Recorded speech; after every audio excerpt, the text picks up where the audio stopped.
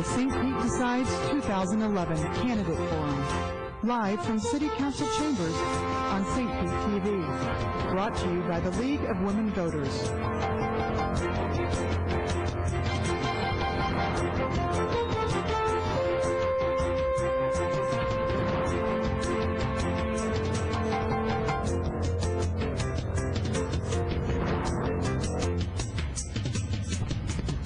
Okay. Welcome to St. Pete Decides 2011, the City Council Candidate Forum for the general election, brought to you by the League of Women Voters and the City of St. Petersburg. I'm your moderator, Darden Rice. Today, all of the candidates in the general election for City Council will get a chance to speak. In the upcoming election, voters will vote on all districts, not just the one they live in. So everyone in District 1 who just voted in that primary, be sure and know that you can actually vote in all of the districts for the general election, and make sure to vote on the whole ballot, including the ballot questions at the end. A little bit about voter information. You can request a ballot by mail up until Wednesday, November 2nd is the last day. If you're waiting till the last minute and you have a mail ballot, you can turn it in, you can make sure you mail it before Election Day, that it gets in, but if you still have it in hand on Election Day, you can either take it directly to the Supervisor of Elections, or if you decide at the last minute that you want to go to your polling place to vote, take your ballot with you. They'll cancel it out and you can vote in person. And if you lose your ballot, you can still go and vote in person at your polling place, and they will work with you to make sure that no matter what, your vote will count. So be sure and get out and vote.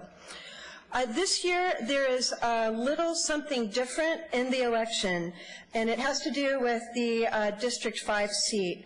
And Councilmember Steve Kornell's opponent dropped out after the primary election. And what happens, according to state law, is that Steve Kornell does not automatically win by default in that situation. Instead, Steve Kornell will be on the ballot against New Election. If New Election wins, the city will set a new election for the District 5 seat.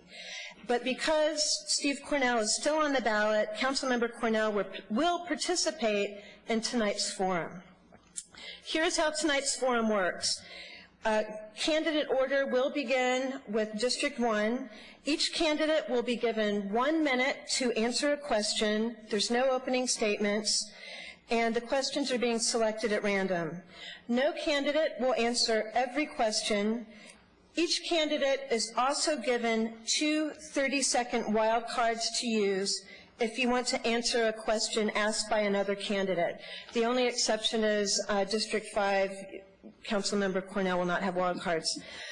This is a use it or lose it rule. Use those wild cards. If you don't take advantage of it, you cannot add that time to your closing statement.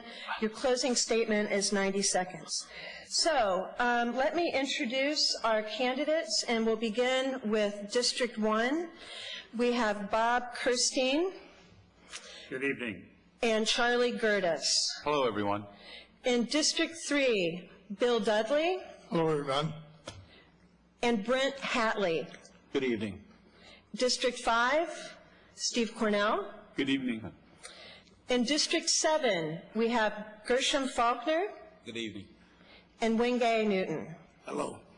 Great. Thank you all. Thank you for running. Thank you for being here. Thank you, audience members, for being here tonight. First question, we'll begin with Bob Kersteen. Many neighborhoods are struggling with foreclosures, code enforcement issues, crime, and unemployment. Do you have specific remedies to offer, and to what degree would they be a priority? I think that's a #1 priority. Foreclosures, the banks are too quick to, in effect, kick the owners out of their property.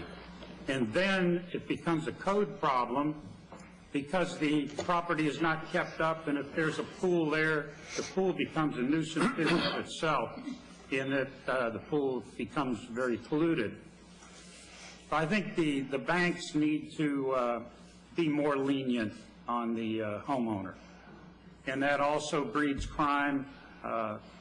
those with other ideas that are not lawful tend to gravitate to such derelict properties. I've said on the campaign trail, and I'll repeat again tonight, that I think these foreclosures are actually an opportunity for our city.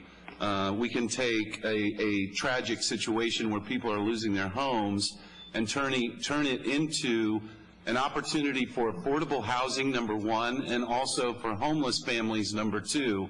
The most recent statistics indicate that there's been a large increase in homeless children, which is a real tragedy and something we need to address.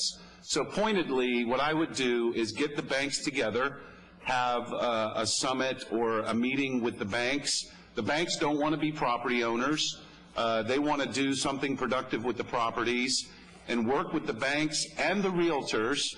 I think the realtors would be excited about getting involved in this as well, and using the banks and the realtors to figure out how we get those homes turned into affordable housing with ownership stakes and homeless families moved in.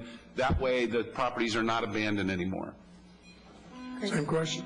Yes. Well, there are 28,500 foreclosures in Pasco and Pinellas County. And of that, 16,000 of them approximately are in St. Petersburg. And the reason I bring that up is because it matters not what neighborhood you live in. Everyone in this city is affected by them.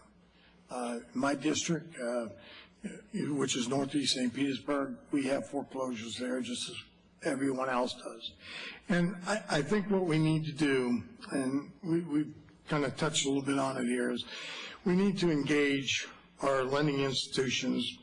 You know, the ultimate responsibility is whoever the deed owner is. And so we need to, as a community, we need to, we need to engage the banks and the lending institutions and get them to work with the people so we can not have to put them out on the street. Thank you. Brent. Same question. The one thing that's very disquieting to me is the issue of robo-signed foreclosures. Some of the legalities are really worrisome as far as I can see, because people are being kicked out of their homes for sometimes not the right reasons. So one of the things I'd like to do, as my opponent said, is talk with the lending institutions about their ethical responsibilities to those who they lend to and not be so fast to kick people out with foreclosures. Not only is it a problem in the neighborhoods, it's also backing up our court systems something fierce. And that's troublesome because people that really do need to get their day in court are waiting months and sometimes years before they even get in front of a judge. It's holding up everything from family court to criminal court. It's really a problem. We also need to show leadership and pull communities together. In our neighborhood, which is the Fossil Park neighborhood, we do pull together, and sometimes for abandoned properties you have to mow the grass and keep it up to keep that neighborhood looking good. Thank you. This question is for Districts 5 and 7. We'll start with you, Steve. Is there any service that you feel strongly enough about that it warrants higher taxes to increase funding? Well, there's a lot of important services in our city. But before I would even have that discussion about taxes, I would go through and look, and I've said this over and over again, look for ways to save money. And people say, well, how can we possibly save money when we've had to cut $100 million over approximately 5 years? How could we save money? And one of the things that we could do is we have a county system and we have a city system that works with each other theoretically. And sometimes the reality of that's not always what it should be, but theoretically you work together. And my question is, if we have to make budget cuts anyways, are there ways that we can consolidate with the county that is agreeable to everybody and save money that way? So and that's one of the ways. Are there things, the other way that we can save money is by increasing our tax base. And you do that by creating more corporate headquarters in your city. And you do that by supporting your small businesses. It's very unlikely that Ted Turner will ever move CNN from his hometown of Atlanta into St. Petersburg. But we could take our small businesses and pump them up, and that will increase our revenue without having to raise taxes. Thank you. Gershom Faulkner, same question. No. The answer to that question is no. But I have stated I'm a strong supporter of small business, and I believe in supporting small business. We will be able to increase our tax base. One, we'll be able to put people back to work. We'll be able to put people into homes. As was stated earlier, now is the greatest opportunity to take advantage of the foreclosed homes and help individuals to be able to become homeowners. That's where our greatest number of resources come from for the city. So I think it's an opportunity to help individuals become homeowners. There's an opportunity to also increase our tax base for the city. Great. And Wengay, is there any service that you feel strongly enough about that it warrants higher taxes to increase funding? All the services that we provide to our residents and our constituency here in St. Petersburg are vital services, but I would not raise taxes on the citizens, not while we spend $250,000 of your money paying 141 of the top paid employees car allowances, and some of them that don't even drive. We got a lot of work we can do within this budget and within the city structure before we start to go and raise your taxes. We're sitting on approximately $250 million in reserves, and we keep changing rules and policies to increase those bullet reserves in order to keep raising fees and taxes on you, and I don't think that's right. I think we ought to find ways to operate within our budget, just like you, the citizens, have to do, and be more responsible with your resources. And until we do that, I don't foresee any reason to go out and increase your taxes. As you know, more times than not, they'll tell you they're giving you a tax break by not raising the millage, but they're killing you with the fees, 7.5% increase on water bills and everything else. So, no, I wouldn't raise taxes. And District 1, Charlie Gerdes, same question. I will say that if the day came where we were facing cutting public safety, because everything else had been cut, public safety is the only service that I would even contemplate raising taxes for. We just had our 19th homicide in the city of St. Petersburg the other night. A home invasion that went wrong and a homeowner got killed. If budget cuts require us to start thinking about cutting our police department and public safety service, I think it would be the responsible thing for the city of St. Petersburg to consider raising revenue in some way to make sure that service does not suffer. I will not compromise public safety. That's the only one I would think about. Thank you. And Bob Kersteen, same question. I also would not compromise, public safety, but I agree with Newt that we need to stop that $200,000 in mileage allowances to the top city employees that make a minimum of $119,000 per year. The fire union did a study on that, and it's probably, according to them, more like $500,000, not 201 or 203. Also, merging of departments is another proposal that I would make to the mayor and council. We have too many departments, too many split-ups of responsibility. We need to merge. Great, thank you. Okay, this next question, we'll start with you, Brent Hatley. The question's about homelessness.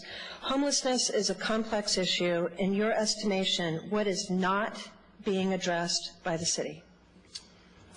That's a tough question. I think Mayor Foster with Chief Deputy Gutierrez, who was just appointed Sheriff of Pinellas County, came up with a pretty innovative way to handle the homeless situation in St. Pete instead of taking them to Pinellas County Jail.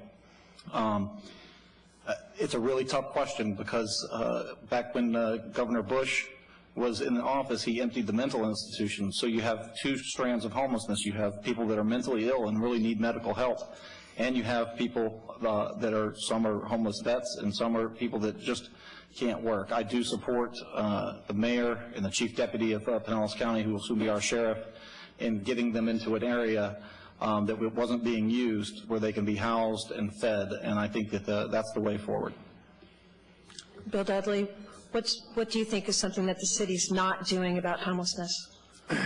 Well, I think we're on the right track. We've got to expand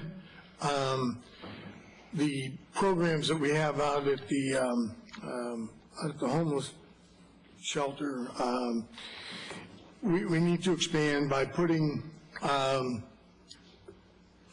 more opportunities for people to find work, and we're working on it. It's down the road, but we've got to speed the process up. The pattern, or the plan that we're copying from Texas is they provide food, shelter, and they give them an opportunity to find jobs. They train them to be able to go out into the workforce. They train them to be able to go back and live on their own. And I think these are the areas where we need to pick up the pace and do a little bit more with. It's all about the dignity of the individual. Thank you. Steve Kornell, same question. Yes, first of all, there's no instant solution to homelessness. It's going to be a step-by-step process with a lot of dedication and a lot of commitment if you're going to do that. I mean, if anybody has that instant solution, we'd sure like to hear about it. But what we have done is started with Safe Harbor. And we hired a consultant, Dr. Robert Marbett, who came in, and we got Safe Harbor going amazingly quick. And so now you see people, and we have not really forced people into Safe Harbor, but we've given them a choice. So we've reduced the number of people being charged for petty crimes, and they have an option in Safe Harbor, which is a good option, because if people have addiction issues and they walk up to come and get shelter, and because you say, well, we have rules at this shelter, that doesn't make them all of a sudden get off whatever drugs they're hooked on. You know, so that it needs to be the kind of shelter that takes you and works with you, and that's exactly what it is. It's a portal, but it's only a start. Dr. Marbett pointed out a couple of things in his report to us. One, that we've lost 12,000 units of affordable housing in this city over the past 15 to 20 years, and two, that we have now 2,400 homeless kids and families. Okay. And I think that's the issue, and the city is continuing to address that through federal grants. Thank you. This next question, we'll start with Wengay Newton. Why do you think you can better represent the residents than your opponent? And everyone will get this answer. Oh, I would say, and all you do, Google, www.google.com, Wengay Newton, and see what I've been doing for the past 4 years for the people in the constituency of this city. It's very simple. And Google everyone's name up here and see what you get. And then make up your mind. Don't go by any colorful brochures or fancy shirts or slogans or commercials. Google. And all you do, Google. Thank you. Gershom. I'm the best candidate for District 7 because I'm a consensus builder.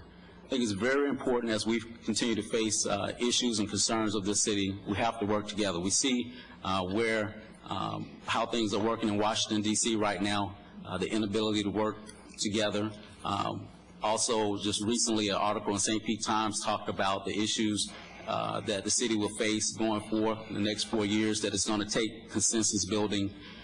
It's one thing to disagree, and it's okay to disagree, but you have to move beyond that and be able to work towards solutions. Having a high number of 71 votes will not get it. You have to be able to work with your colleagues, even dealing with current issues such as EMS, which we're going to have to work with the county commission, state legislators in regards to this. You have to be able to work with one another. You have to bring solutions to the table and be a consensus builder, and that's why I'm the best candidate for District 7. Before we move to Bob Kersteen, Wengay Newton's going to use his wild card. 30 seconds. Yes, I want to let you know that my job is to make government work by building consensus and also work with my colleagues to get things done. I'm the conduit for the people. I also let you know in 2007, by unanimous council vote, Renee Flowers, Ernest Williams, Bill Foster, Rich Kreisman, Jamie Bennett, Leslie Curran, Jeff Danner, and Jim Kennedy voted unanimously to take $300,000 away from the Summer Youth Intern Program. We are locking up 1,800 juveniles, 1,800 babies. Thank you. District 1, Bob Kersteen, why do you think you can better represent the residents than your opponent? I have behind me 6 active years of service on the city council. Also, I have served over the past 4 decades in 29 different private and public organizations across the Tampa Bay area.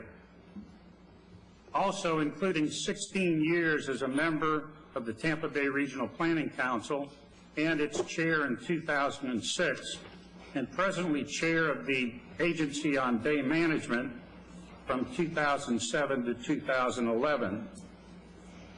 I have the experience with a long career in a major telecommunications company spanning 37.5 years. And also, I'm a small business owner presently, Kersteen Consulting. And finally, I am a consensus builder, one that can bring people together. And that's what we need in our city in this time of turmoil with budgets.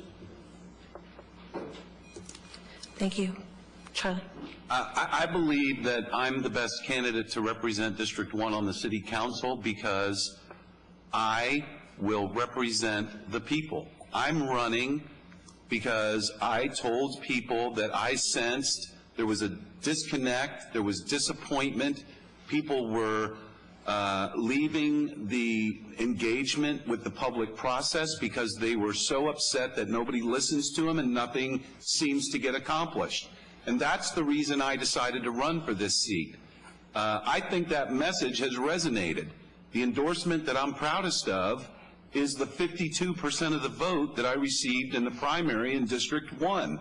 I think the people said, you're right, and what you say you're going to do is what we're asking for.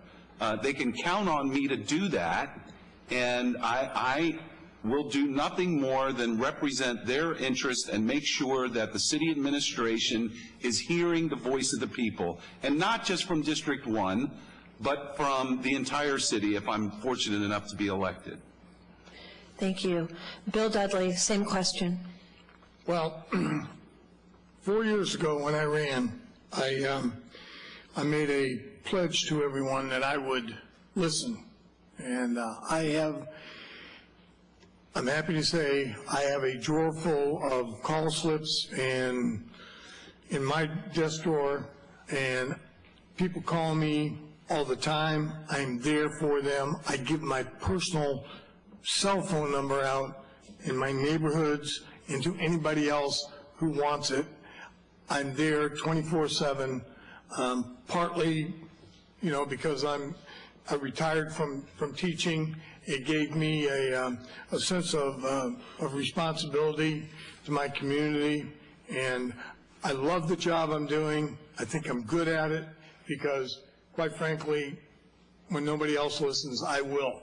And I'm not afraid of voting. I don't vote for political reasons. I don't put my finger in the air and see which way the wind's blowing. I will vote because that's the right thing to do. Thank you. Brent Hatley, why do you think you can better represent the residents than your opponent? Well, first, I don't engage in the politics of personal destruction. I think Mr. Dudley and his wife are wonderful people, and they had a good influence on my life, and they're part of the reason why I'm here. I graduated from Northeast High, in which they served quite well. I do have new innovative ideas in green technology. I have new innovative ideas in high-tech and Wi-Fi, which the White House is pushing, and I think that St. Pete is a prime area where we can be leaders in the area of solar energy, wind energy, and we even had a tide that comes in and out, and turbines can be built to where we can harness that energy. And I'm on the cutting edge of those ideas, and I can bring those ideas to the forefront and move the city forward with green jobs and high-tech jobs, which is the way forward for our city. And I will zealously represent the businesses and individuals, not just in District 3, but in the entire city of St. Petersburg. Thank you. Great. Thank you. Gershom Faulkner, did you want to use a wild card? I know I missed that earlier. Yes, I do. So would you like 30 seconds to respond to why you think you make a better case than your opponent? Yes, just want to respond to misinformation in regards to the vote in 2007 with Councilwoman Renee Flowers. The federal government actually funded the summer youth program, and Councilwoman Flowers, I know, has always supported the summer youth program. That funding came through Congresswoman Kathy Castor, whom I work for, have a great relationship with, and in 2008, Councilman Newton did vote in support of it, but it was Councilman Kornell who actually brought forth the new agenda item and made that happen. Thank you. And for those of you just tuning in District 5, Steve Kornell is running against new election, does not have an opponent sitting up there to debate tonight, but because he's on the ballot, will be answering questions. So, Steve, we'll start. This question is for Districts 5 and 7. What would be your recommendation for dealing with gang activity in our community? Well, I think you have to prevent it, first of all, because if you only have your only option, the only thing in your toolbox to deal with gang activity in our city is police officers, you're missing a lot of opportunities. And on council, I think people should vote for me because I've been effective, and one of the ways I've been effective is being an advocate for children. And we have $1 million new partnership because of my new business item with Juvenile Welfare Board to do exactly that, to provide job opportunities and to provide educational enrichment opportunities through our recreation centers. I think that's the right track to go. And the police need to be there too. And you know what? The police endorse me because they know I have the right view on that, on preventing juvenile crime and being tough on adult crime. And so I think you have to do a variety of things. We need to work with our school system. You know, Mayor Baker got laughed at when he was when he was talking about education, but it was the right thing to talk about because it affects our city. And when our schools graduate more kids, our gang activity is going to go down. And we have to do everything we can as a city to make that happen. And I'm absolutely dedicated to that. I think it's the right thing to do. Thank you. Gershom Faulkner, same question. Yes, I would like to say, first, I commend my opponent, actually, for his heart for the youth. The issue here in this race in District 7 is the ability to get things done. If you have the greatest ideas and you cannot convince 4 other individuals on City Council to vote with you, you are very ineffective. And that's why, again, I'm the best candidate for this seat. And I propose, again, in working with organizations, there are a lot of great organizations that have programs for youth. I think that the proactiveness is very important, such as Steve Kornell just mentioned. I've also even talked with USF St. Pete in regards to working with them and businesses in the area to take our youth and let them work in areas that they currently have interest in. If they are artists, I want them to be able to work with artists involved in the arts communities to see opportunities that they may have as an adult, careers that they may have. So I will work strongly and hard in this area to get our youth involved in our arts community, get involved with our businesses in the community. Thank you. I want to start to sound like a parrot. The question was, what did I do to work with the gangs and the children in the gang? Jobs, very simple. Kids need to be able to have something that they can do to earn money and put money in their pocket. The only reason they have gangs is for 2 things. 1, they want to be a part of something. Number 2, to sell drugs and make money. Gangs don't run around and audit books or audit businesses. They do crime and drugs. That's how they make their income. So you have to provide a way and something constructive for these kids to do as it pertains to working. It's what saved me, summer jobs, after-school jobs. Statistics shows that between the hours of 3 and 6 o'clock is when most time that things happen to our juveniles. Either something happened to them or they get into something. Again, we are locking up 1,800 of our babies each and every year. That's 120 to 140 every month, right here in the city of St. Pete. 8,000 in the county. So we have to stop talking and doing things. The Summer Youth Intern funding, I got that restored. $250,000, 8-0 vote. Provides summer jobs for the kids for 10 weeks in the summer. We also have workforce readiness training for 14 and 16-year-olds. So jobs and get them somewhere to earn money will keep them out of harm's way. Thank you. And that segues to our next question. We'll start with District 1, Charlie Gerdes. Everyone will have the chance to answer this question, but what specifically can the city do to help increase the number of jobs in our community? Well, something that I've been thinking about lately and talking to people about is the city has somewhere between $200 and $250 million in reserves that are put aside for certain purposes, and some people say, and probably correctly so, that some of those purposes are overfunded. I would like to start talking about using those reserves as a basis for providing guarantees, not making the loans and not dispersing the money, but providing guarantees for small business people to get credit. The problem we have right now with small businesses, or one of the biggest problems, is there's no access to credit. The banks have cut off credit. So if we can provide guarantees, get lower interest rates, and ease the credit to some of our small businesses, that would be a big help, because then they can start hiring and generating work. That's one of the things that I want to start doing, because I believe prosperity begins at home, and if we're going to invest that money, let's invest it in our own people. Thank you. Bob Kersteen. Yes, I agree that we have about $250,000 in a so-called rainy day fund, $23 million in the rainy day fund alone. We need to create jobs. We need to use the amendments, one of the amendments on the election this fall, to offer incentives in terms of ad valorem tax relief for corporations that would bring headquarters here.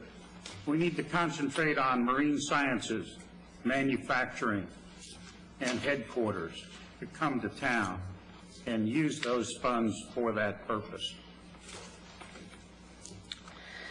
Thank you. Brent Hatley. Excuse me. Yes, I'm a strong supporter and believer in solar energy as the way forward and the way to bring jobs.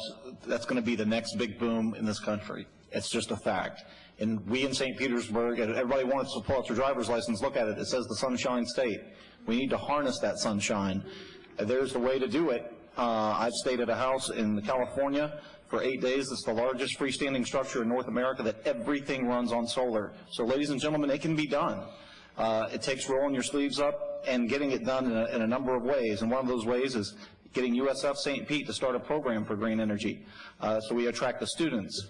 We need to attract the businesses here in solar. We need to take advantage of the federal grant money that's there for solar. We get in Florida about 71 cents for every dollar we send to Washington. There's no reason a state like Alaska should get $1.91 for every dollar they send to Washington, and we get 71 cents.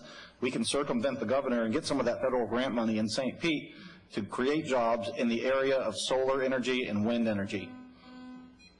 Great. Steve Kornell, same question. Yes, could you repeat the question, please? What can the city do to help increase the number of jobs in our community? Or talk about what you've done the last 4 years. Well, let me tell you, first of all, I supported our tourism industry by making sure the Dudley Museum got open. And tourism is one of our #1 industries. And already 200,000 additional visitors compared to the old museum have been in St. Petersburg because of that museum. So I think that was a good investment in what we already have in place, and I think you have to do that. But as far as jobs goes, I'll tell you what I'm doing right now, what I'm working on right now. I'll go ahead and share this. Our investments right now that are in those reserves are very low.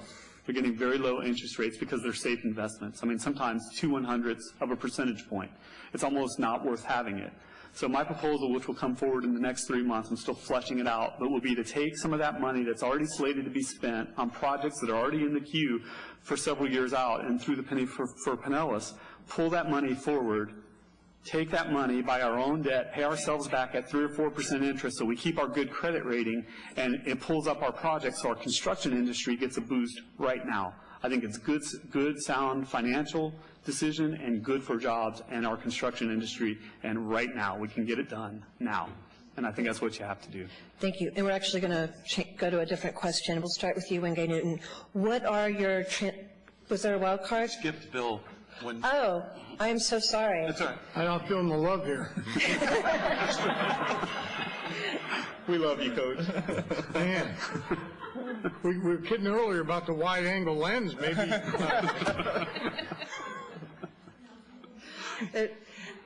That's okay. Please go ahead. Please answer the question. It's easy to skip over.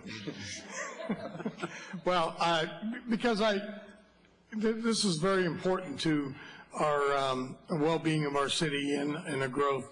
And it's important that we understand that if we want economic development and we want to create jobs here, we have to provide incentives. There's certainly arguments on that about, giving certain things away in order to get the benefit of other things, but that's just the way it works.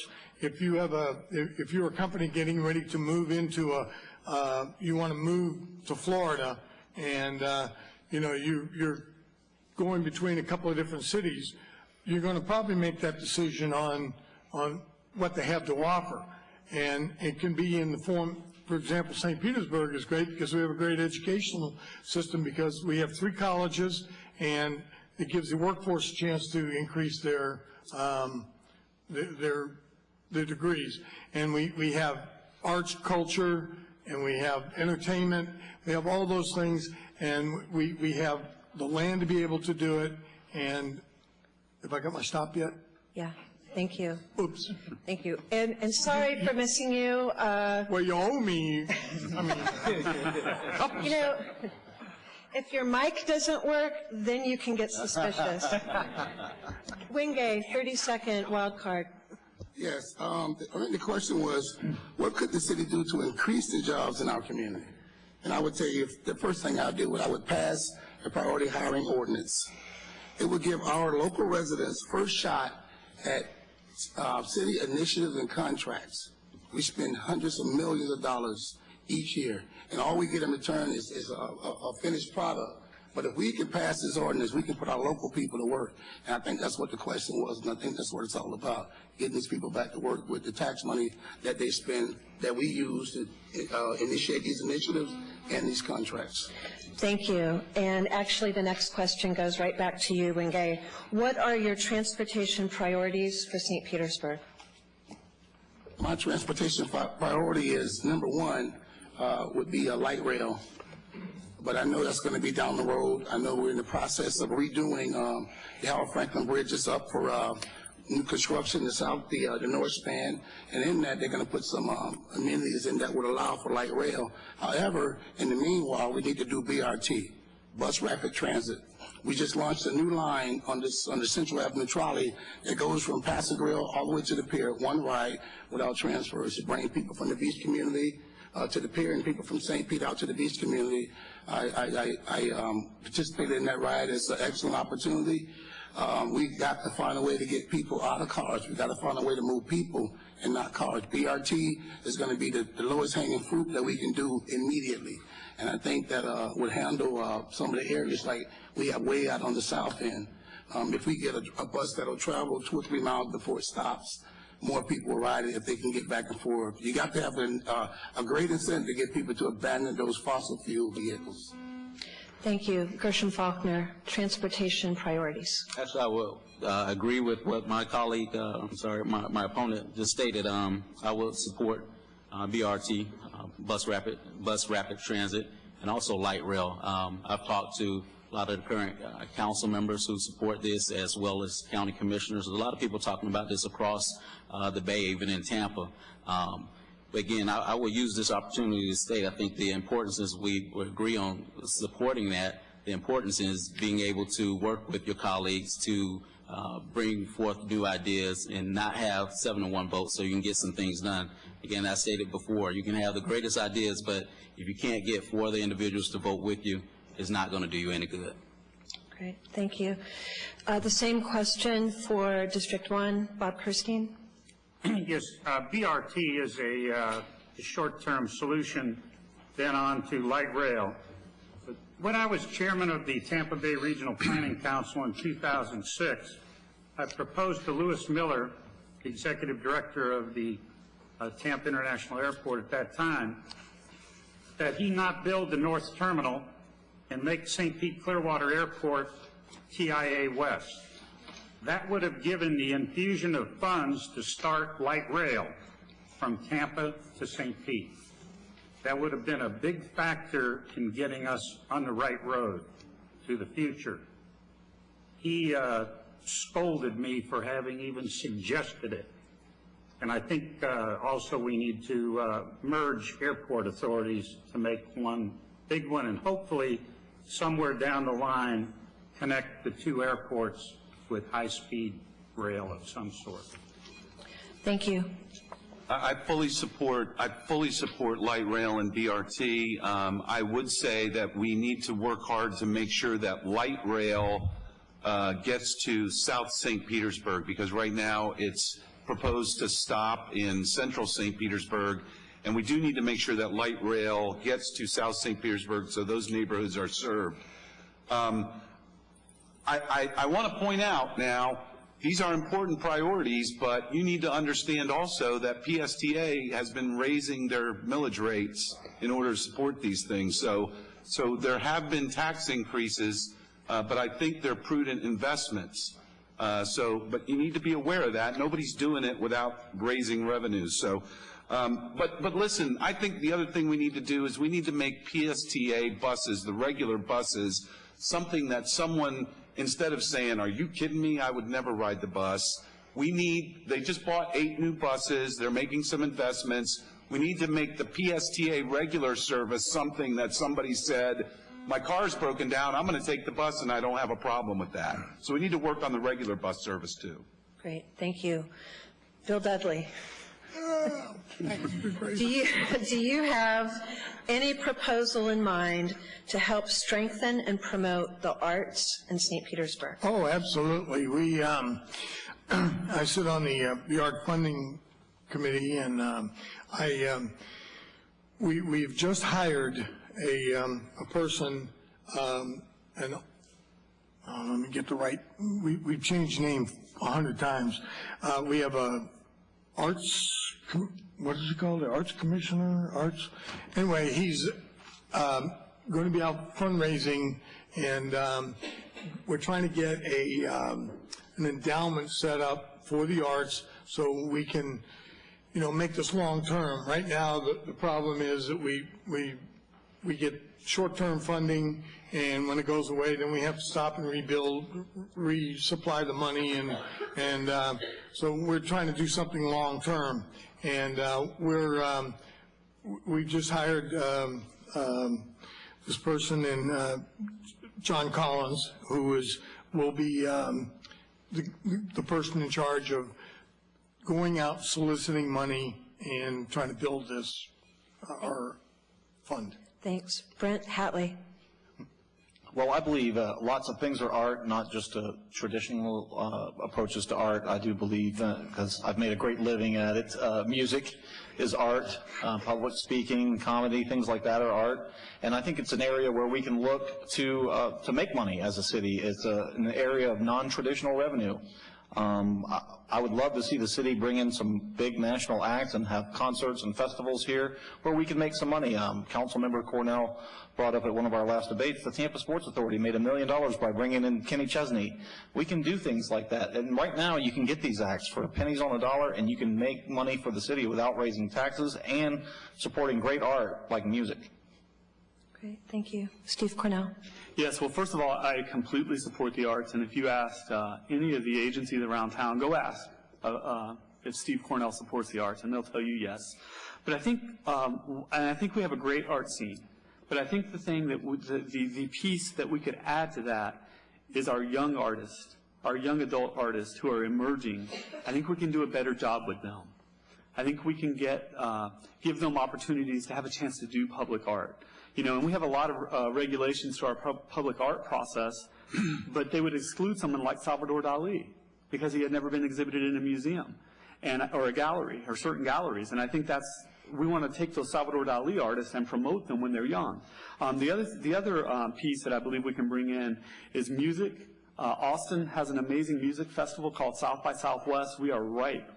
St. Petersburg is ready for that. And the reason we're ready, one of the prime reasons that any industry wants to come into a city is because there's a good pool of trained workers, and St. Petersburg College has an amazing recording arts program. So the music industry is perfect for St. Petersburg.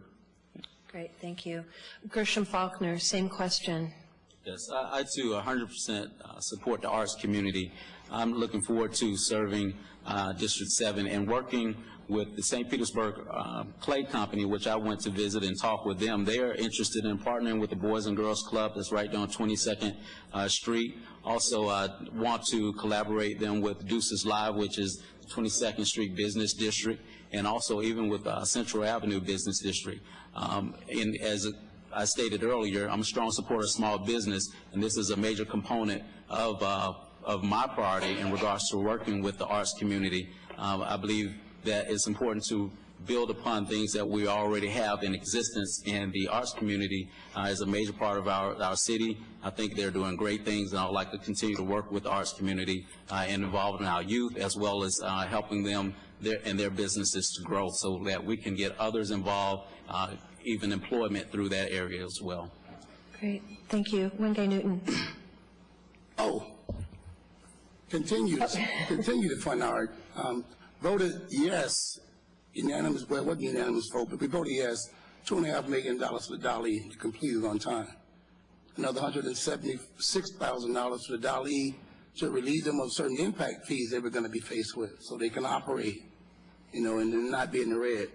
Also voted 4 years in a row for $175,000 for arts funding for the Boys and Girls Club and all the other little small arts entities that make up St. Pete. St. Petersburg is the '2 arts destination in the nation. We got a lot of beautiful art to show off in the city, and we have to do more to promote those artists and those industries. We also have we'll continue to foster partnerships between the corporate partners. I want to thank Wells Fargo. They did an end of the year Dudley Surreal Art Camp for the kids at Botley Park, Wildwood, and Childs Park, which are located in District 7. And the kids, you have to teach them the art so they can appreciate it and also support it. Great, thank you. For this next question, we'll start with Charlie Gerdes. And this question is, you actually get to ask your opponent a question. Please keep it brief. Don't make the League of Women Voters get tough on you. and then you'll trade. So Charlie, you'll ask Bob a question. You have a minute to respond. And then Bob Kersteen, you may ask your opponent a question. We'll go through districts 1, 3, and 7. Bob, I'd like, if you would, to explain to us why, you talk about your experience on the city council back in the 90s. The history of that council has been described as the most contentious and least collegial city council in the history of the city. There was a vote where it took 21 votes to pick a chairman of the city council. There were 17 tie votes. There were conflict of interest issues raised, and there were also absentee issues raised. So I'd like to ask you how you feel your city council experience helps. Well, there have been charges about conflicts of interest, but none of them were ever proven to be true, and the records show that they are not true. Yes, we had, as I remember, it was 48 votes for the chairman. We had 2 interested parties, and we had a dilemma at our hands, and we eventually figured out how to get together because one of them dropped out. And that was during our term on council, or my 2 terms, the arts were made a foundation of our future in this city. The International Museum was started. The Dudley was started here. Many other offshoots of that created a vibrant arts community, which is necessary if we ever want headquarters operations to come here. So we did a lot of good things in those 6 active years that I served on city council. Now you get your turn. Right. Yes. Charlie, you have a law practice. I'm concerned that there are several members of council that have said in all of these forums that this is a full-time job. Full-time job that pays just over $38,000. How can you represent your clients in your law firm, attend court hearings, and still be available for all of the committee meetings that are numerous and city council meetings. I know you referenced absenteeism. Okay. Question. Well, I'm going to do it just the way Jim Kennedy, who's the current chairman of the city council, does it. He's a practicing lawyer. I spoke to my wife first when I decided to run and asked her if it was something that she thought the family could stand in terms of my time commitments. Luann, who's here tonight, said, absolutely, if that's what you want to do, you need to go do it. The next people I talked to were my law partners, who said before I finished asking the question, Charlie, you're the right person for this job, and you need to go run for that, and we'll support you in every way we can. Then I called council members, including Jim Kennedy, and asked him how he does a law practice by himself, he's a sole practitioner, and how he balances that with his city council duties. And he says, well, it's a lot of work, but I'm the one who chose to do it, and I'm doing it, I'm making that commitment. I make the same commitment. I knew what I was getting into. I've spent the last 20 years of my life coaching, being on the board, and running a little league. If you don't think that's a full-time job and getting phone calls, Thank you. Thank you. I can do this job. Brent Hatley, it's your turn to ask your opponent a question. And going forward, please keep your question to no longer than 10 seconds. Tell a radio person that. That's tough. Mr. Dudley, I know you care deeply about this city, and I applaud your service to our community. It's been fantastic. My question is, what is your plan to deal with the $34 million that we give to Sunstar, which is a company out of Texas, that we get double called anytime we call 911? What is your plan to get rid of that double call that these citizens are paying double for? I'm glad you asked that because that's on my radar. As far as I'm concerned, we have a meeting at the end of this month on the 31st, meeting with the county. And the proposals that we have so far, we're still in the talking and all that stuff. But as it stands right now, I am for cutting loose the Sunstar and allowing the city of St. Petersburg firefighters, fire rescue to transport. I think it makes sense. It was, instead of money going to Houston, Texas, where Sunstar is located, that's the local name, but that money would stay here, and the initial outlay would be, we'd have to buy a couple of more boxes, trucks, and then, you know, man them. But over the 6, 7, 8, 9 years, we would pay that back. But I'm absolutely in favor of the city taking care of our citizens. Thank you. 10 seconds to ask your opponent a question. Okay, 10, 9, 8. See, you're picking on me. Brent, what are your city issues besides red light cameras? Got me on that one. Number one is public safety, and I know Mr. Dudley and Mr. Gerdes and everyone sitting up here is concerned with public safety. And Mr. Gerdes said tonight we had our 19th homicide in this city. That is absolutely unacceptable, ladies and gentlemen. If you want tourism to not come to this area, have murders on your tab. So I think that strongly supporting the police and supporting, I spoke to Assistant Chief Williams on Saturday, and he supports building a new police station. I think that we need to upgrade their facility so they are up to code and up to date with all the technology that they need, because 19 homicides so far this year is absolutely unacceptable. Thank you. And Wengay Newton, you may. Oh, sorry, we skip over Steve because he doesn't technically. I'd love to go at that new election. Ask yourself a question.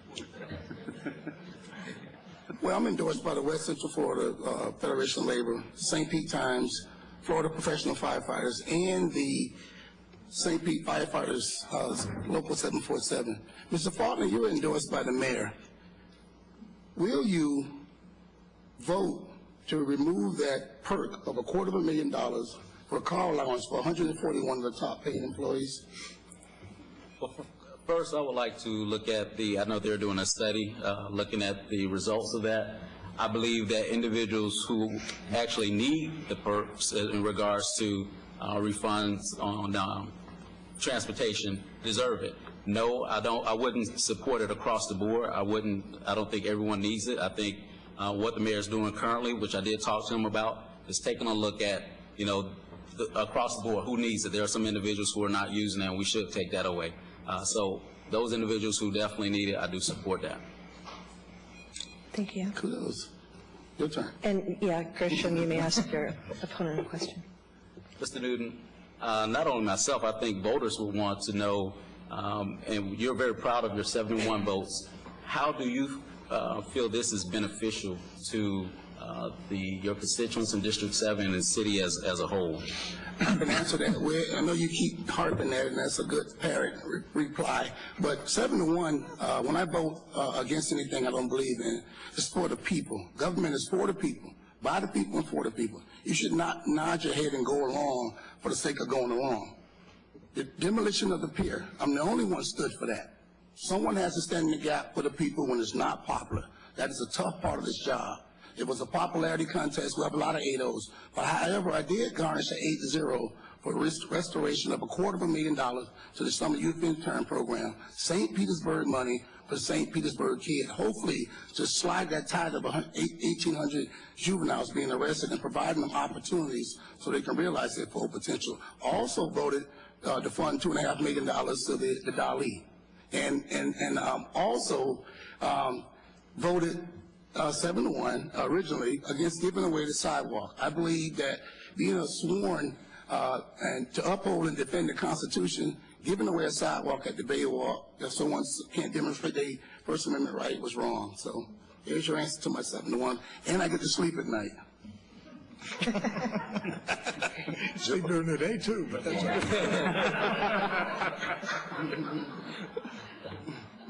Okay, we're going to have two more questions. Excuse me. We're going to have two more questions dealing with baseball and the pier.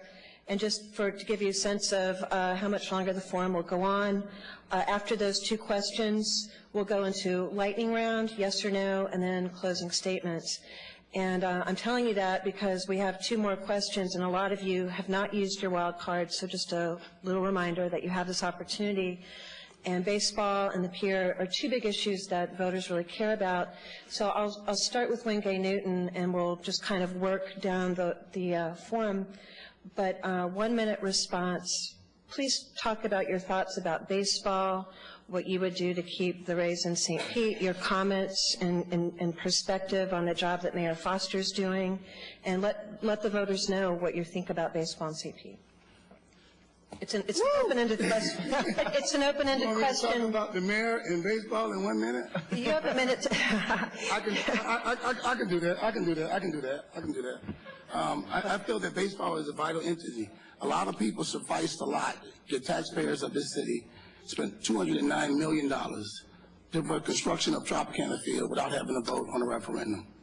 And now they're on the hook to pay that debt back. Baseball is a viable economic driver to this community. Our bed tax is up 23%, and I contribute that largely to baseball.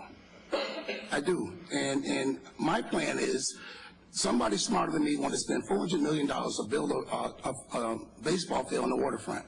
Well, that tells me baseball is viable in St. Petersburg. So I submit to you that the Rays and the city should do what the Mets and the Yankees did. They had a stadium next to a big empty parking lot. They built a new stadium. They raised the old one. It could be done because our skin in the game is the infrastructure, the exit ramps, the utilities, all that stuff's in place. So you don't have to redo any of that and the land. We have taken out the equation. Also, the bed tax money is up 23%. You extend that tax. It's not a tax that the citizens or the county pays. If you don't go to a hotel, you don't pay that tax. And on the mayor, I give him a C-. Sorry, time. C-. Gershom Faulkner. Yes, I support the Rays being here. And I stated before that I will work with my colleagues on City Council. I will work with the mayor and others in regards to coming to a solution to keep the raise here. I think it's very important in regards to our businesses here in the city, businesses that are looking to move here. I think it's important to job creation, and I will submit to you, and I will continue to be a parent because I think this is the most important issue in District 7. It's not the ideas, because I believe my colleague, and I keep calling him my colleague, we should serve together on City Council, but I believe he has some good ideas in his heart in some good places. But if you cannot get 4 other individuals to vote with you, to be able to see things your way, is not going to do us any good. And I think that's the important thing for voters to consider and think about as they go to the polls. Steve Kornell. Yeah, first and foremost, let me say that we have the best owner probably in all of professional sports, and we want to keep Mr. Sternberg as the owner of our team. So, Mr. Sternberg, I hope you're listening tonight because we really appreciate you. I think what's missing from this discussion and what really really bothers me deeply is when people say downtown St. Petersburg is not viable, because it's not about a baseball team, it's about a business. Baseball is a business, and let me say this very clearly to everybody out there. Downtown St. Petersburg is perfectly viable for baseball or any other business. And I want to make that clear because I don't like anyone implying that our downtown is not viable. So what would I do different? Here's what I think is missing. I think you get people together and you focus them on that. How do we keep it in St. Petersburg? And let's look at downtown and let's look at Gateway. There's 2 options there. But how do you keep it in St. Petersburg? And I think you got to throw out some of the kind of things that you can eliminate with the common sense test. Like common sense tells you you're probably not going to want to move it to Tampa when the Bucks have been blacked out for almost 2 years because of the economy, not because Tampa's a bad market, but because of the economy. And I think you focus on St. Pete, find the best location, and St. Pete's a great city for baseball. We can do it. Thank you. Brent Hatley. Yes, I'm going to sound like a parrot myself, but this is a perfect opportunity to get some federal grant money and federal tax breaks and build that new stadium that Mr. Newton brought up. You can build it right there next to it. You can look at Gateway, as Mr. Kornell said, but you build it in an energy-efficient way. You build it to run on solar energy and wind energy. We have that. It will give us some of those federal dollars back. It'll give tax breaks to the Rays. It'll cut the cost to the city and to the Rays to run the team. We'll keep the team. It'll bring in high-end jobs all the way down to construction jobs. It is a good idea. We're falling woefully behind in this area, and we should do that to keep the Rays here. That, in conjunction with working with the Rays, and they did sign a contract, and we want to keep the Rays in St. Petersburg. They signed a contract to be in St. Petersburg, and we should do everything we can to keep them here. And I would agree. I'd give the mayor a C-. Bill Dudley. Thank you. $300 million economic impact to this community is something to not take lightly, not to mention the entertainment value. I think the first thing we need to do is we have to have dialogue. And at this point, when neither side is talking, the mayor, in his defense, has put it out there and he said, Mr. Sternberg, the Rays, come talk to me, my door is open. And to my knowledge, that hasn't happened yet. So I think, there's plenty, we can point fingers at everybody, but there is an offer on the table to come talk. And until that happens, it doesn't matter where they're going, because right now they're going to be here and be in that same spot because we can't sit down and talk about anything else. So I'm of the opinion that until we start talking, we're just going to be a lot of supposition, a lot of finger pointing, and people are going to just let their minds wander. I have a plan, and I'll be happy to share that later. Great. Thank after you. the meeting. Charlie Gerdes. My views on the Rays are well established. I was the first candidate to be on video on keeptherays.com with my opinions. I ran a primary and talked about it. It's been in the paper. I want to stop talking about my views. I want to stop talking about it at forums, and I want to start talking to the Rays. The World Series starts tomorrow. It's going to be over in 10 days, and we ought to have a meeting set up. The city of St. Petersburg ought to have a meeting set up on November 1st or 2nd or whatever. One of my favorite episodes of The West Wing was when President Bartlett walked down the street to the Capitol building, and the Republicans were sitting in the room, and they didn't let him in, and before he could leave, it's the show. He left, and that's what we got to do. We can't say we've got an open door, come talk to us. We got to go talk to them, and I hope in November that's what happens. We have a rich history in baseball, and we need to continue it. As has been said by our colleagues here, the Rays are a huge economic generator, $300 million. I've said in the campaign trail, we need to get everybody at the table, including all of City Council and the mayor and the Rays, and have them open their books so that you, can all see what their real status is on the bottom line. We need to know that before we pledge any public money at all, and that should be in a referendum form. They can build on the east end of the existing parking lot, as has been proposed by others. I was totally opposed to the stadium on the waterfront.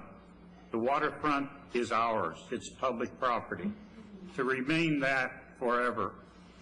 I also support the amendment that requests a plan for the waterfront so that we don't get any backdoor programs like the Rays proposal for the Al Lang Stadium site. Thank you. We'll start this next question with Bob Kersteen and then go down. This is a question from the audience that was submitted tonight. The question is, if elected, would you be willing to accept the jury's choice of plans for the pier? Why or why not? Or excuse me, if not, why not? And how would you handle a strong public criticism against what the final choice might be? I think we've asked for bids for plans from a wide variety of worldwide renowned architects. The plan they come up with, in my opinion, will be the best plan available. I don't expect any criticism of it because of the expertise involved in preparing the plan. Okay.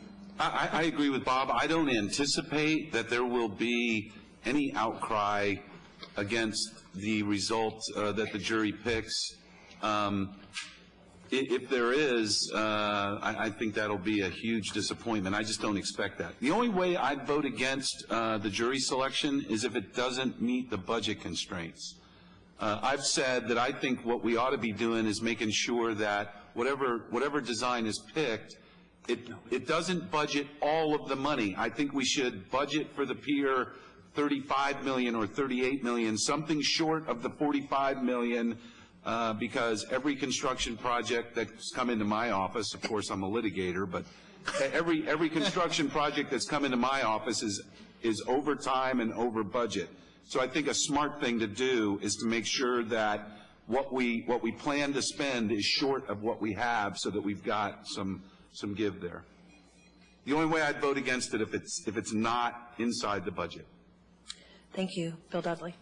Thank you. Well, we started out with 29 and we're down to the final 3, and the parameters have been given to all the people who submitted their bids, and we've given $50,000 to each of the 3 remaining planners, and they know exactly what's expected of them.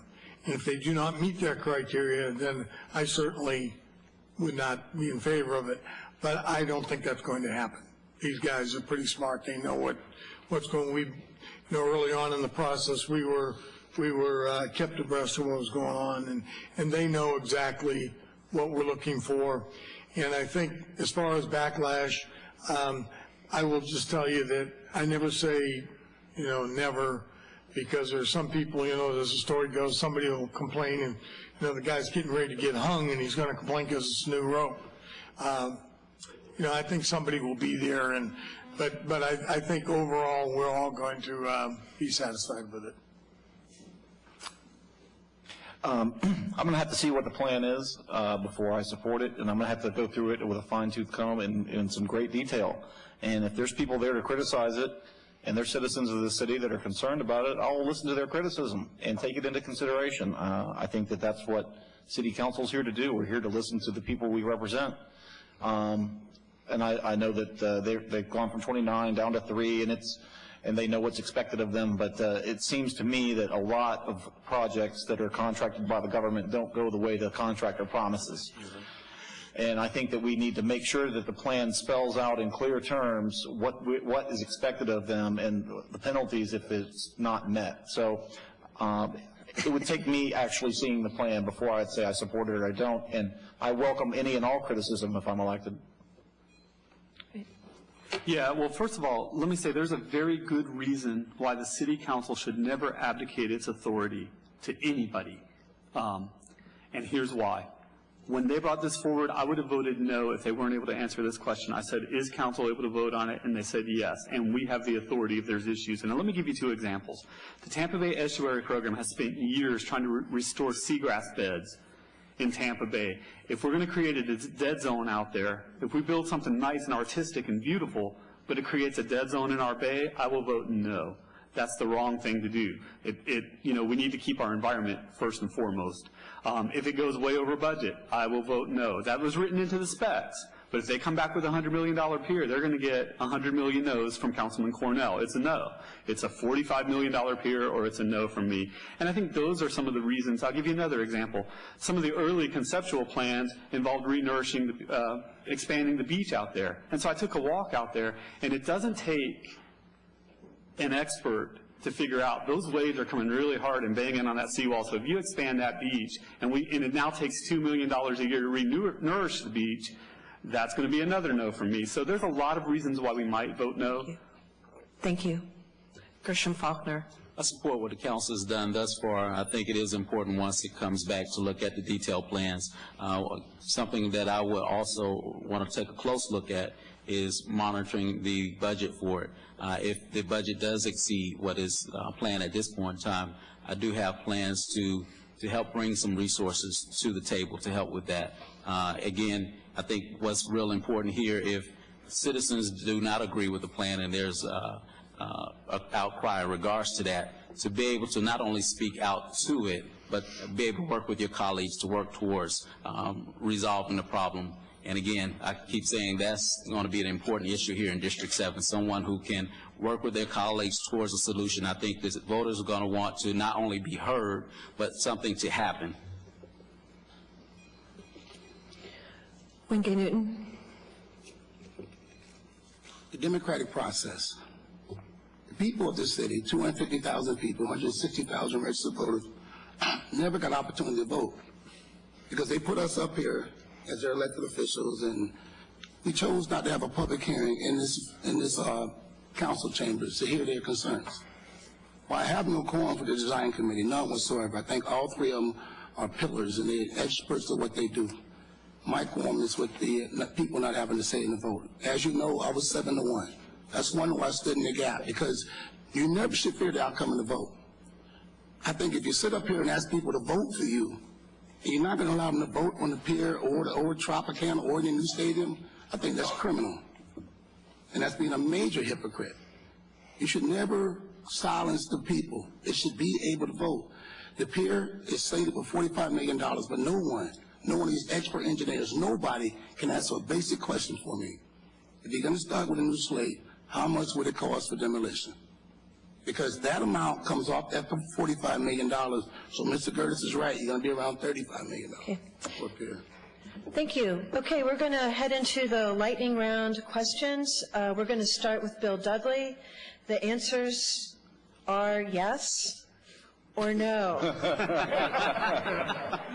How about? That's clear, right? Okay. You know. And Bill, I'm expecting you to start off as a good example. Well, you're putting pressure on me. For somebody who forgot me, now I'm real important. Okay.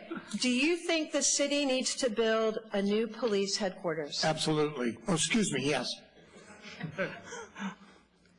Emphatic yes. Yes. Yes. Yes, along with community substations. No. Okay. Emphatically, yes. Yes. Okay. Brent, we'll start with you. Do you support the red light cameras? Absolutely not. No. Yes. No. No. Yes. Yes. Emphatically. Steve, we'll start with you. Do you support the decision by the mayor not to sign on to the Mayors Against Illegal Guns Coalition? Absolutely no. No. Nope. No. I wish he would. Was that a yes or no? I wish he would. Oh, yes. Well, I'm waiting for a yes or no. Can you repeat the question real quick? I got lost in that answer. Do you support the mayor's decision to not sign on to the Mayors Against Illegal Guns Coalition? The mayor, Foster, didn't sign on to it. I agree with the mayor, yes. Okay, great, thank you. Gershom, we'll start with you. Since you have been eligible to vote, have you ever missed voting in an election? I think back on it. I haven't missed one at least in the last 10 Yes, years. no? I'm going to say yes. I'm sorry. Since 18. Since you've been registered to vote, have you ever missed voting in an election? No. No. Yes, I have. I don't think I have. I mean, Yeah, got it, 60 years. got it. In 2000, I didn't vote for president. That's it. Okay, No. great. Steve, did I skip over you? No, I just said no. Okay, no, okay. We'll start with Wengay. I got a little bit mixed up with where I am right now. Gershom Faulkner, do you support Amendment Number 1, which allows up to 25-year port leases in St. Petersburg? Yes or no? Yes. Same question? Yes, No. I'm sorry, same question for everybody. No. No? Yes. Yes. Yes. No. Yes. Great, thank you. Okay, Wengay, we'll begin with you. Would you support a referendum on the stadium? Yes. Yes.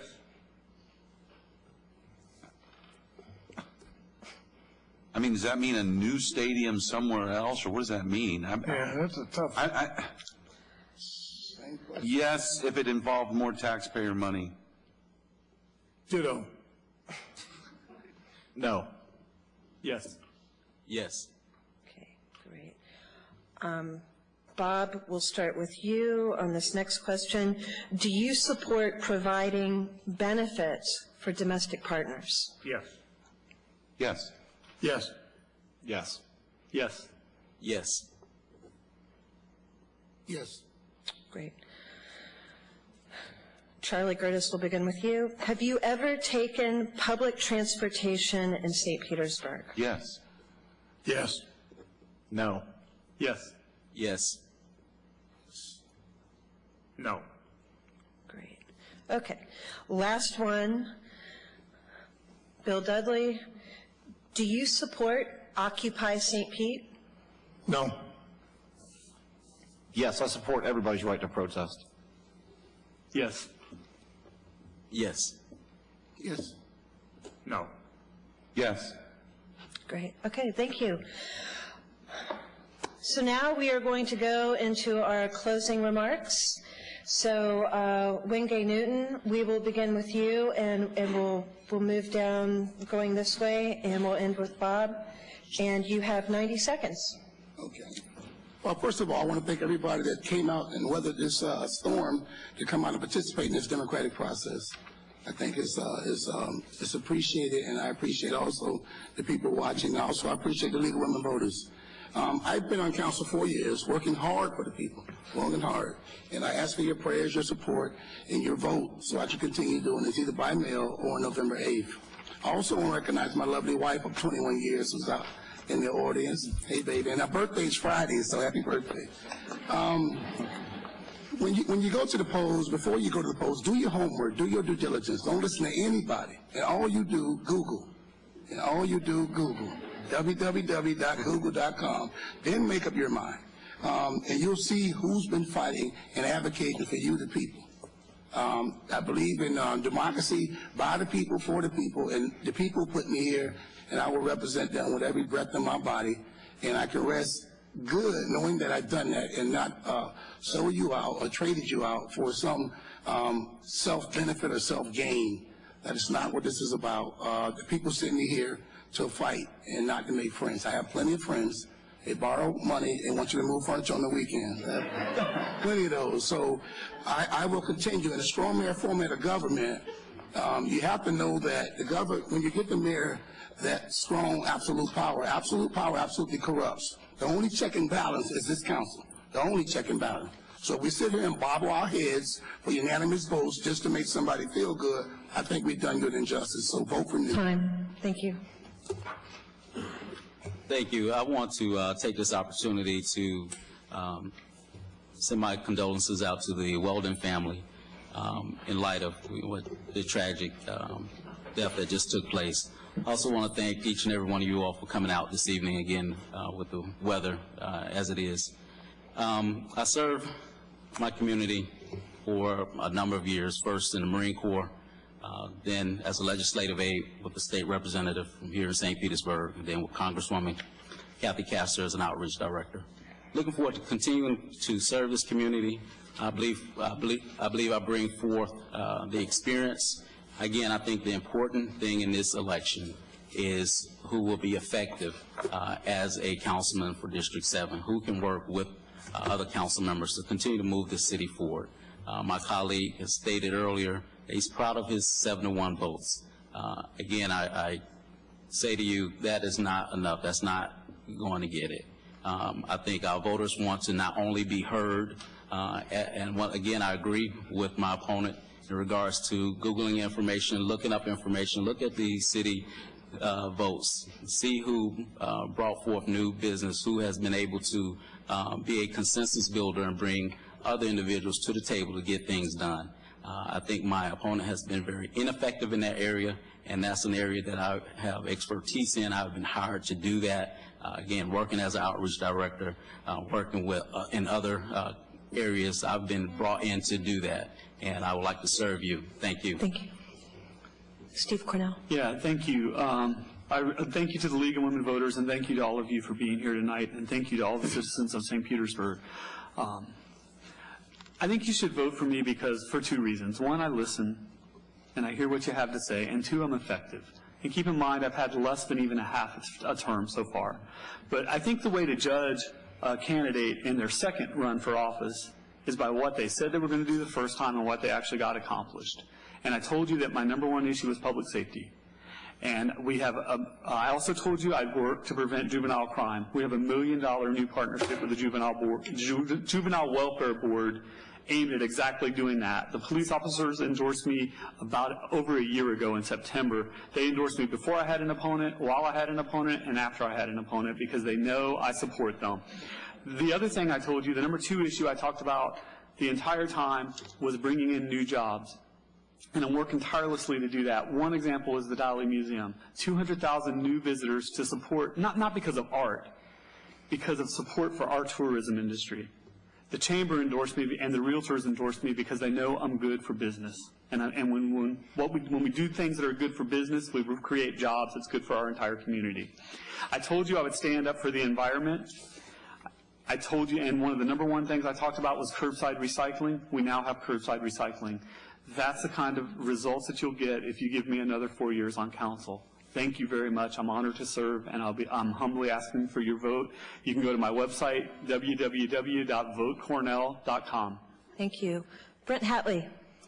First, I'd like to thank the League of Women Voters. It's great to see you moderate debates, and I would support you moderating the presidential debates in the future again like you did when I was growing up. So thank you. And thank you to all that showed up and everybody that's watching on television and the internet.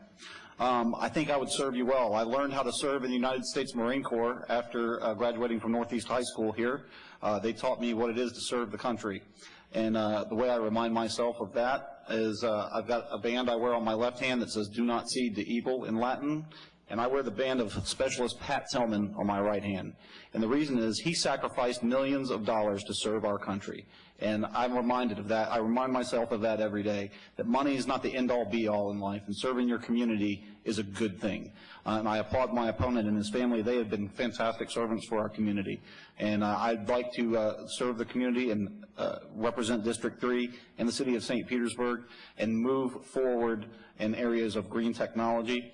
And it has been mentioned, I do want to get rid of red light cameras for many reasons, one being financial reasons. The city of Los Angeles says it's cost them money, and their police commission has voted 5-0 to get rid of them because the fees just don't work and they've been ruled unconstitutional. So I would work to get rid of that.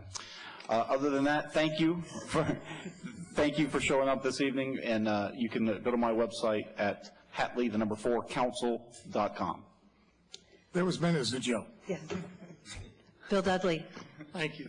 I want to thank everyone, the League of Women Voters, that do a great job, as always.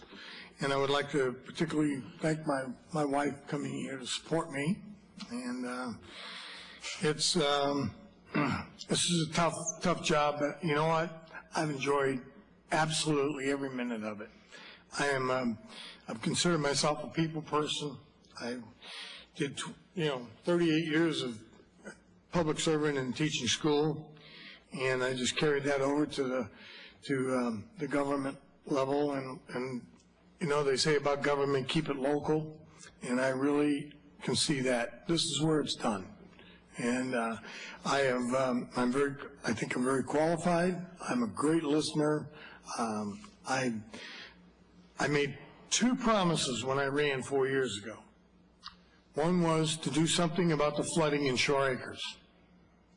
And under my watch, I'm happy to say that next month we will complete our 49th backflow prevention vault, which will control the backflow of the water coming into Shore Acres. They cost in excess of $4 million for all of them. And the other was to do something about cellular communication in Shore Acres. Everybody gets tired of walking out in their patio in the rain, trying to talk on the phone, cell tower going in. Those are 2 commitments that I made, and I'm happy to say I followed through. Thank you. Charlie Gerdes. Thanks, Darden, for doing this, and thanks to the League of Women Voters for putting this on. If nothing else that you listen to me tonight on, please listen to this. Get everybody you can to vote. Your friends, your family members, your neighbors. It's really important that we all vote. Wengay was talking earlier about 260,000 people in the city. There's about 157,000 voters. 51,000 mail ballots were sent out, and right now we're at like 8%, maybe 4,500 people have voted. That's 3% of the total voters in the city of St. Petersburg. So I applaud the League for getting people involved and getting people engaged, and that's what I want to do. That's the reason I ran. It's the message I've been sending everywhere I go. I ran in a primary. I'm the only one up here, besides Bob, who ran in a primary. 3 well-qualified candidates, professional people that know what they're doing. I got 52% of the vote. That's a serious endorsement from the people of the West Side. They took me up on my message about listening, being accountable, and being their voice. I'd invite you to take me up on it too, because I will do it. And the minute I don't, call me and let me know. I want to be the voice of the people and connect people back to what's going on. That's why I'm running. I want to acknowledge my parents and my wife who are here. Hopefully they'll vote for me. So thank you for coming. Thank you, everybody. Thank you. Bob Kersteen. I also would like to thank you, Darden, and the League of Women Voters for having us together tonight, and those that have come out in this night of maybe a little rainy weather to see us in person, and also to the TV audience. I think I have the experience with regionalism being that I've served the Tampa Bay Regional Planning Council on a regional basis and as its chair, presently serve as chair of the Agency on Bay Management. Seagrasses, which have been mentioned several times tonight, are one of our major thrusts to clean the bay up. The bay is being cleaned up. It is in much better shape than it was in 1970 right now, and that's been one of my major thrusts as being the chairman. We are at a crossroads in our city now. We need the leadership that I can offer as a consensus builder to bring all factions together. When I go to neighborhood associations, I listen to what they have to say, and they form my votes, where my votes go, because I do listen. I've listened in the past, and I intend to continue that. I will be your councilman 24/7, and you will have my cell phone to call any hour of the day or night. Great. Thank you. Thank you. And the League of Women Voters wants to thank all of our candidates for coming here today, the folks in the audience and people who are tuning in to watch this forum. It's a very important part of the process. I would like to thank our timekeepers, Judy Hall, who is our immediate past board member for St. Pete, and Lisa Myers, who also sits on our state board of League of Women Voters Leadership. Thank you, Judy and Lisa. Most of all,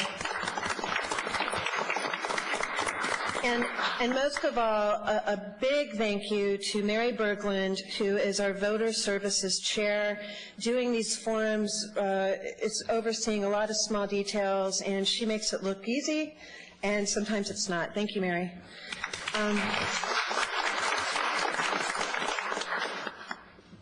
Anyone who wants to see this forum again in its entirety, you can tune in to St. Pete TV for replays, or you can go to the city's website at stpete.org. Please be sure to tune in to St. Pete TV on November 8th for live election results. The upcoming elections on Tuesday, November 8th. Again, just a reminder, we can't emphasize this enough. This is the general election, so no matter where you live in the city, you can vote in all of these districts, and please do. Also, you can request a mail ballot up until Wednesday, November 2nd. That's the last day you can request a mail ballot. Be sure if you mail it in that it will arrive before Election Day, or it won't count. If, as Election Day approaches and you're still holding on to that mail ballot, you can turn it in at the Supervisor of Elections. Or if you want to go to your polling place and you still have a mail ballot, bring it with you. They'll rip it up and they'll let you vote in person. If you've forgotten it or lost it, go to the voting booth anyway. They will accommodate you. If you have any questions about the voting process, please call the Pinellas County Supervisor of Elections. That number is 727-464-6788. They will be glad to help you out. Thank you again. Good night. Thank you to all of our candidates.